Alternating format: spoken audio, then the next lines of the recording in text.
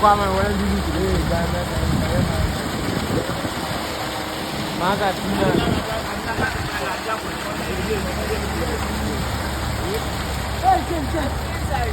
Kim.